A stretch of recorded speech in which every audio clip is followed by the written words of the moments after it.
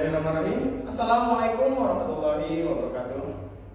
Perkenalkan, kami dari kelompok 3 akan memaparkan hasil diskusi kami mengenai kode etik profesi BK, permasalahan dalam penerapannya yang kedua.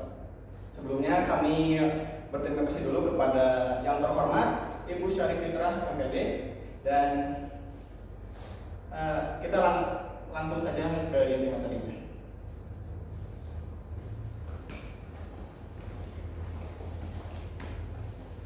Sebelumnya perkenalkan, saya Putri Kaisa Putri. Di sini saya akan membahas mengenai kualifikasi. Nah, kualifikasi dalam seorang konselor itu merupakan kualitas yang harus dimiliki oleh seorang konselor. Seorang konselor merupakan pendidik profesional yang memiliki kualifikasi akademik minimal sarjana pendidikan S1 di bidang bimbingan dan konseling. Mereka juga harus lulus dari pendidikan profesi, baik itu pendidikan profesi konselor maupun pendidikan profesi guru bimbingan dan konseling. Nah, seperti yang kita ketahui, sebelum bisa menjadi seorang konselor itu harus menempuh pendidikan terlebih dahulu, yaitu pendidikannya S1 dalam bidang bimbingan dan konseling. Dan seorang konselor juga harus lulus dari pendidikan profesi. Nah, ketika di sekolah itu seorang konselor dikenal dengan istilah guru BK. Guru BK juga sama, yaitu harus menempuh pendidikan sarjana pendidikan S1 dan juga harus lulus dari pendidikan profesi. Nah, untuk menjadi guru BK yang efektif, guru BK harus bisa menunjukkan karakter pribadi yang khusus, di mana karakter pribadi yang khusus itu dipelajari ketika dalam pendidikan sarjana S1 itu. Dan ketika guru BK memiliki karakter yang khusus, guru BK itu harus bisa mempraktekkan sifat-sifat tersebut kepada siswa dan individu yang mereka bantu ketika melakukan konseling. Nah, sifat-sifat itu merupakan kepribadian yang harus dimiliki oleh seorang konselor atau guru BK. Seperti sifat-sifat itu seperti misalnya ada kepedulian, empati, tanggung jawab, sensitivitas, dan membentuk atmosfer terapeutik yang menyembuhkan ketika melakukan konseling. Nah, kualitas pribadi ini juga menjadi aspek yang penting dalam melakukan konseling, karena kualitas pribadi ini menjadi faktor penentu dalam mencapai konseling yang efektif. Next. Di sini ada kompetensi yang harus dimiliki oleh konselor. Yang pertama yaitu ada kompetensi pedagogi, ada kompetensi sosial, yang kedua ada kompetensi kepribadian, yang ketiga ada kompetensi sosial, dan yang keempat ada kompetensi profesional. Nah, yang termasuk dalam kompetensi pedagogi ini yaitu ada memahami teori dan praktek dalam pendidikan konselor tersebut, yaitu ada juga mengaplikasikan pemahaman tentang perkembangan fisiologis, psikologis, dan perilaku konseling. Ada juga menguasai esensi layanan bimbingan dan konseling dalam berbagai jalur, jenis, dan satuan pendidikan. Yang kedua yaitu ada kompetensi kepribadian. Yang termasuk dari kompetensi kepribadian ini yaitu ada memiliki keyakinan dan ketakwaan kepada Tuhan Yang Maha Esa, menghargai nilai-nilai kemanusiaan, individuasi, dan kebebasan memilih. Yang berikut ini juga ada menunjukkan integritas dan stabilitas kepribadian yang kuat, serta menunjukkan kinerja yang berkualitas tinggi.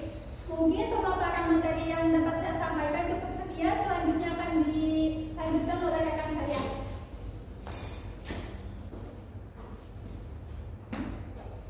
Sebelum presentasi dimulai, perkenalkan nama saya Nurul Alfian Ramadhani. Di sini saya akan melanjutkan presentasi teman saya mengenai kompetensi untuk guru BK. Di sini saya akan melanjutkan poin ketiga, yaitu kompetensi sosial. Di kompetensi sosial itu terdapat 3 poin. Yang pertama adalah mengimplementasikan kolaborasi di tempat kerja. Jadi seorang guru BK itu menerapkan kolaborasi atau melakukan kolaborasi dengan stakeholder yang berada di sekolahnya, entah itu guru BK melakukan kolaborasi dengan wali kelasnya atau guru mata pelajaran. Lalu yang kedua atau yang poin 2 ada berperan aktif dalam organisasi dan kegiatan profesi bimbingan dan konseling. Jadi seorang guru BK diusahakan untuk berperan aktif dalam organisasi yang berhubungan dengan bimbingan dan konseling. Lalu yang ketiga ada melibatkan diri dalam kolaborasi antar profesi. Nah, kolaborasi antar profesi ini entah guru BK itu bisa melakukan kolaborasi dengan psikolog atau yang masih seranah dengan bimbingan dan konseling. Lalu yang keempat ada kompetensi profesional. Di sini terdapat 6 poin. Yang pertama ada menguasai konsep dan praksis assessment untuk memahami kondisi, kebutuhan, dan masalah konseling. Lalu yang kedua ada menguasai perangkat teoritis dan praktis bimbingan dan konseling. Yang ketiga ada merancang dan mengimplementasikan program bimbingan dan konseling yang komprehensif. Lalu yang keempat ada menilai proses dan hasil kegiatan bimbingan dan konseling. Yang kelima ada memiliki kesadaran dan komitmen terhadap etika profesional. Lalu yang keenam menguasai konsep dan praksis penelitian dalam bimbingan dan konseling. Lalu untuk pembahasan selanjutnya ada kegiatan profesional. Di kegiatan profesional ini terdapat 6 poin. Yang pertama ada praktik pelayanan secara umum. Nah, praktik pelayanan secara umum ini terdapat ke dalam 2 bagian, yaitu dinamika pelayanan dan hubungan konselor dengan konseling. Nah, untuk dinamika pelayanan ini terdapat ke dalam 4 poin. Yang pertama yaitu konselor memberikan bantuan sesuai kesepakatan dengan konseli. Yang kedua, konseli dapat mengakhiri hubungan jika dianggap perlu, bahkan jika tanpa hasil konkret. Lalu yang ketiga, hubungan tidak dilanjutkan jika konseli tidak mendapat manfaat. Lalu yang keempat, konselor membuat catatan singkat dengan menjaga kerahasiaan. Lalu yang kedua ada hubungan konselor dengan konseli. Nah, ini juga terbagi ke dalam 4 bagian, yaitu yang pertama ada konselor menghormati harkat, martabat, dan keyakinan konseli. Yang kedua ada kepentingan konseli diutamakan di atas kepentingan pribadi konselor. Lalu yang ketiga ada tidak boleh diskriminasi, layanan harus diberikan kepada siapapun yang membutuhkan. Jadi seorang guru bimbingan dan konseling ini tidak boleh memilih-milih konselinya. Misalnya gara-gara dia anak orang kaya nih jadi kita layanin, itu kita nggak boleh. Lalu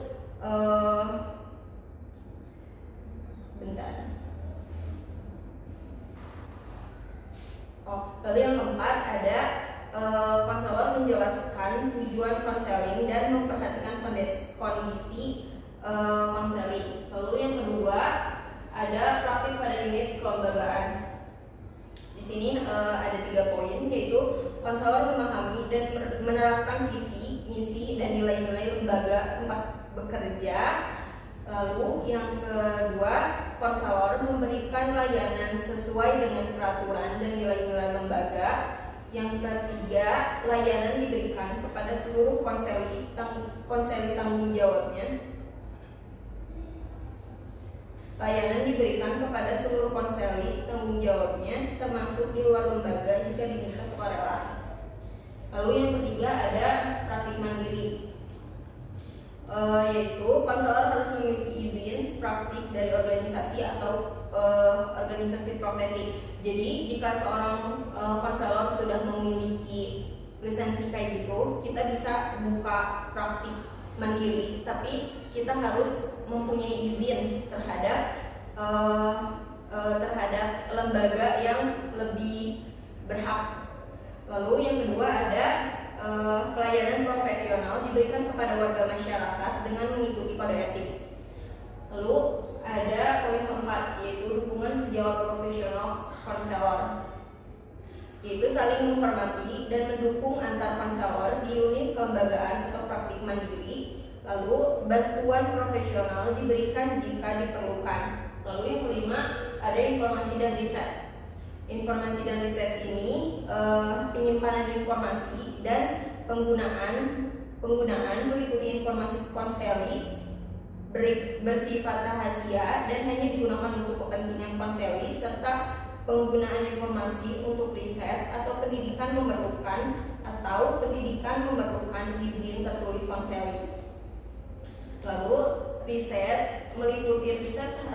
meliputi riset harus menghindari merugikan subjek penelitian. Identitas subjek harus dijaga kerahasiaannya dan hasil riset hanya untuk pengembangan ilmu terapan dan kesejahteraan subjek. Lalu poin terakhir yaitu penggunaan instrumen asesmen. Dalam penggunaan instrumen asesmen hanya diterapkan oleh konselor berwenang. Jadi walaupun kita udah lulusan dari pendidikan profesi guru BK, tapi kalau untuk melakukan asesmen itu ada beda lagi gitu.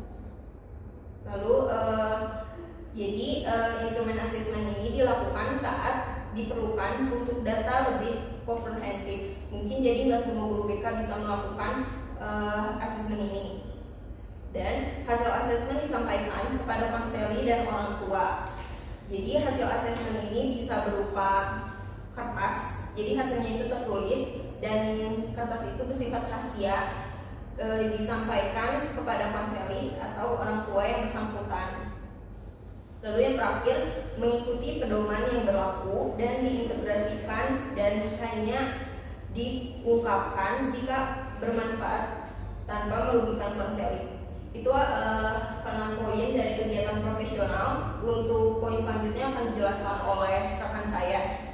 Terima kasih.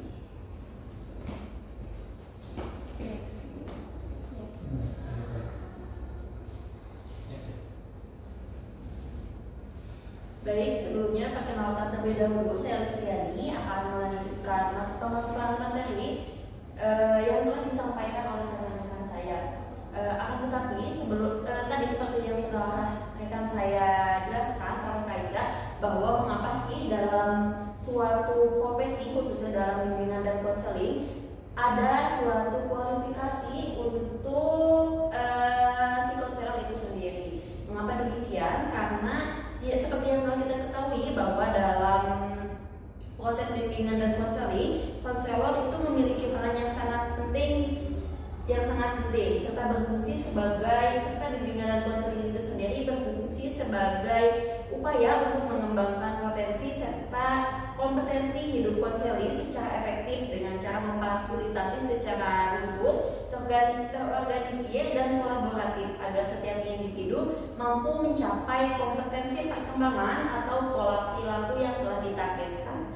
Nah, dalam layanan yang diberikan sendiri, konselor berperan dalam membantu konseli untuk memahami, menerima, mengarahkan, mengambil keputusan, serta merealisasikan keputusan dirinya sendiri dan bertanggung jawab dalam mencapai target kebahagiaan, kesejahteraan, serta kesuksesan dalam hidupnya. Nah, dalam layanan bimbingan dan konseling sendiri, tentunya sudah tidak asing lagi bahwa kita itu memandang bahwa setiap individu sendiri memiliki potensi untuk berkembang secara optimal, yang mana perkembangan ini tidak hanya dalam aspek intelektual serta bakat dan minat saja, tetapi mencakup kemampuan untuk menentukan pilihan dan penyelesaian secara sehat dan bertanggung jawab serta mampu beradaptasi dengan baik dalam menghadapi setiap permasalahan yang ada dalam hidupnya.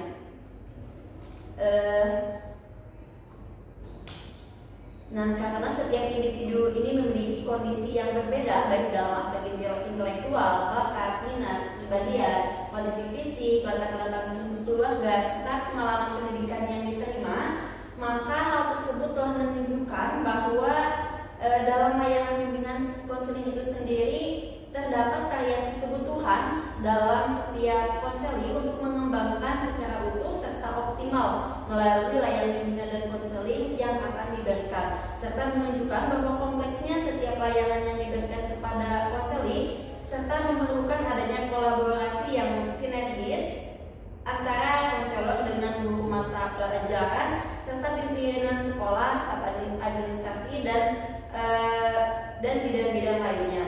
Nah, oleh karena itu di Indonesia sendiri seorang konselor haruslah seseorang yang memiliki profesionalitas yang mumpuni. Nah, menurut Wibowo di Indonesia sendiri pelaksanaan bimbingan dan konseling itu dalam konseling itu dilaksanakan oleh guru bimbingan dan konseling yang mana telah berkualifikasi akademik sarjana pendidikan S1 dalam bimbingan dan konseling dan telah lulus pendidikan profesi guru bimbingan dan konseling itu sendiri.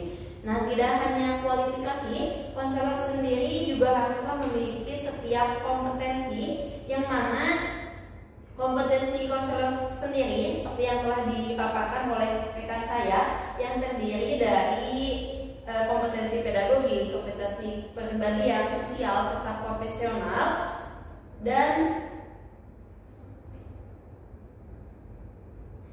terdapat beberapa kriteria ideal yang haruslah dimiliki oleh seorang konselor sebagai penolong ataupun helper dalam membantu konseling itu sendiri. Adapun beberapa kepribadian yang harus dimiliki oleh konselor diantaranya yaitu 1. Beriman serta bertakwa kepada Tuhan Yang Maha Esa, yang mana dalam aspek ini merupakan suatu landasan dasar ataupun utama bagi seorang konselor yang mana dapat ditampilkan melalui kepercayaannya terhadap Sang Pencipta, baik dalam perkataan, perasaan, serta dalam perbuatan, yang menggambarkan pribadi yang taat menjalankan perintah dan menjauhi larangan Tuhan Yang Maha Esa. Mengapa hal ini merupakan landasan utama? Karena konselor sendiri dapat berperan sebagai role model bagi siswa, konseli, serta masyarakat di lingkungannya, di lingkungan tinggalnya. Yang kedua yaitu mampu menghargai setiap perbedaan individu. Nah, hal ini dapat ditunjukkan dengan konselor itu memiliki sikap toleran akan perbedaan, peduli, saling menghargai, dan menghormati keberagaman. Yang ketiga yaitu memiliki integritas dan stabilitas kepribadian. Maksudnya seorang konselor harus memiliki suatu keyakinan serta kepribadian yang utuh serta tidak berubah-ubah dalam menghadapi ataupun membangun relasi dengan konseli ataupun setiap warga yang ada di sekolah. Yang keempat yaitu menampilkan profesionalitas dan image yang berkualitas tinggi, yang mana dalam penampilannya itu ditunjukkan dengan menampilkan tindakan yang cerdas, kreatif, inovatif, produktif, bersemangat, disiplin, berpenampilan menarik, serta menyenangkan, dan yang paling utama adalah memiliki kemampuan berkomunikasi yang baik. Mungkin selanjutnya akan dilanjutkan oleh rekan saya. Jadi materi selanjutnya akan disampaikan oleh saya, yaitu Sirwan Suciwati. Mohon maaf teman-teman, harusnya judulnya ini kompetensi utama konselor. Nah, di kompetensi utama konselor ini ada 4 poin.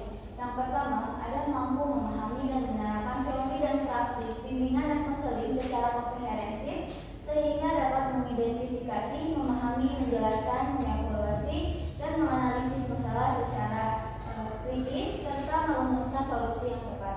Jadi kita kalau misalnya ingin menjadi konselor, kita harus memahami dan menerapkan teori dan praktik dalam bimbingan dan konseling. Yang kedua adalah menggunakan pengetahuan dan keterampilan bimbingan dan konseling untuk membantu masyarakat dalam mengatasi masalah dan mengembangkan potensi diri.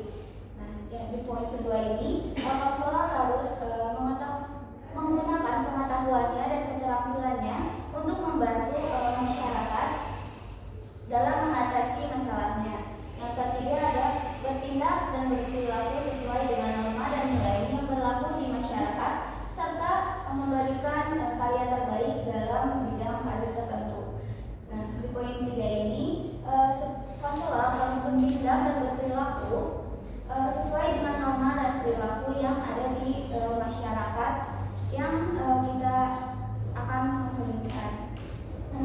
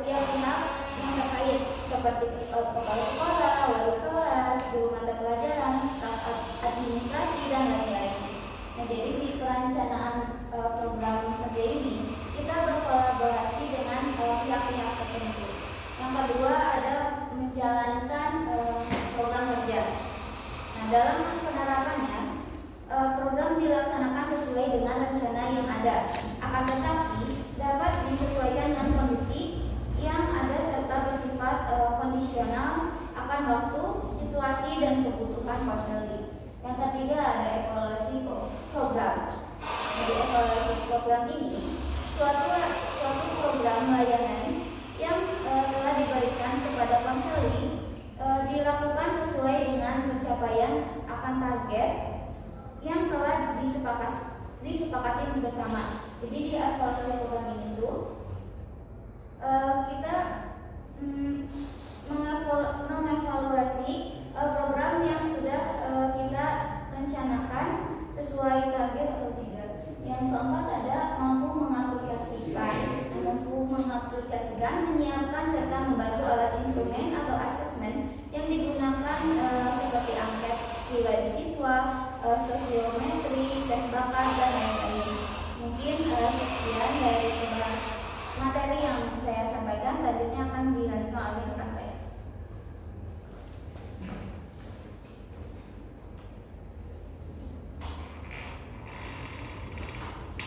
Baik, kembali lagi kepada saya. Sebelumnya izin perkenalan diri terlebih dahulu. Nama saya Raihan Indonesia Rahman. Di sini saya akan memaparkan materi mengenai edukasi. Yang pertama ada kualifikasi konselor. Dengan adanya kualifikasi konselor ini, yang mewajibkan konselor itu harus lulus sarjana pendidikan dan atau S1 dan harus lulus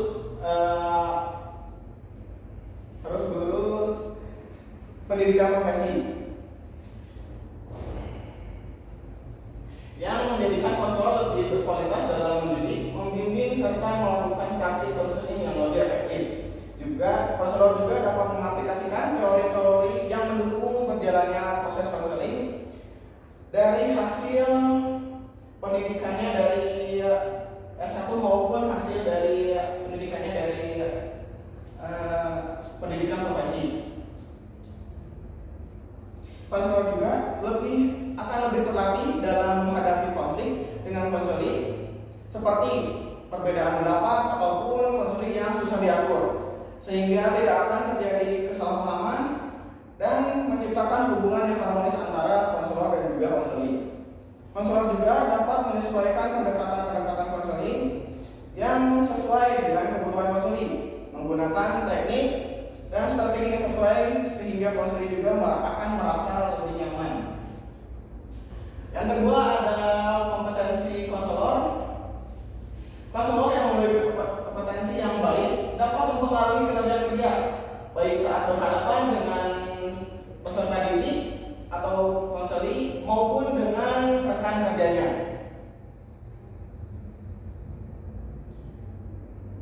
Dalam berhadapan dengan konseli, kompetensi konselor memiliki aplikasi yang signifikan seperti konselor dapat mengembangkan potensi konseli, melatih konseli menghadapi masalahnya sendiri, menemukan solusi dan mengembangkan keterampilan serta pemahaman diri konseli.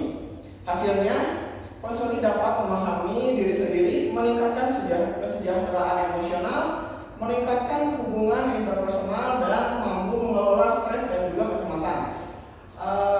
Tidak hanya itu, konselor yang berkompeten dapat membantu menciptakan lingkungan kerja yang lebih sehat, berkolaborasi dan produktif, seperti adanya kerjasama yang baik antara guru BK dan juga guru mata pelajaran, wali kelas,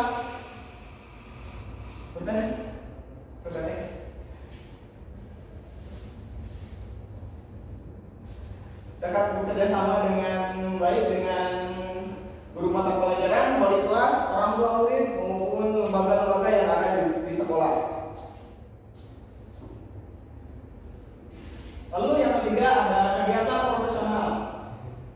Kegiatan profesional dari konselor memiliki indikasi yang sangat membantu bagi peserta didik dan lembaga pendidikan, terutama terkait dengan bidang pekerjaan, interaksi dengan peserta didik dan kerjasamanya dengan rekan kerjanya. Dalam praktik konseling dapat dengan mudah membantu peserta didik menemukan solusi atas permasalahan yang tengah dihadapi. Konseling akan merasa lebih nyaman, diperhatikan, dan tanpa rasa takut akan dihakimi. sehingga terjadi hubungan yang harmonis antara konselor dan juga konseli. Dengan menggunakan instrumen asesmen, konselor akan mendapatkan informasi terkait kompetensi yang dimiliki oleh peserta didik sehingga membantu konseli menemukan tujuan pencapaiannya. Lalu kegiatan profesional juga memiliki implikasi bagi unit kelembagaannya dan rekan-rekan sejawatnya, seperti meningkatkan kerjasama yang baik dengan guru mata pelajaran, wali kelas, dan lain-lain, sehingga terjadinya hubungan yang harmonis dan saling mendukung dalam mengatasi permasalahan, mencegah terjadinya burnout, serta saling memberikan saran dan motivasi, serta mempermudah konselor dalam proses konseling dengan menggunakan metode kolaborasi. Dengan begitu akan terjadi kerjasama yang baik antara konselor dan juga pihak sekolah. Baik teman-teman, mungkin cukup sekian pemaparan dari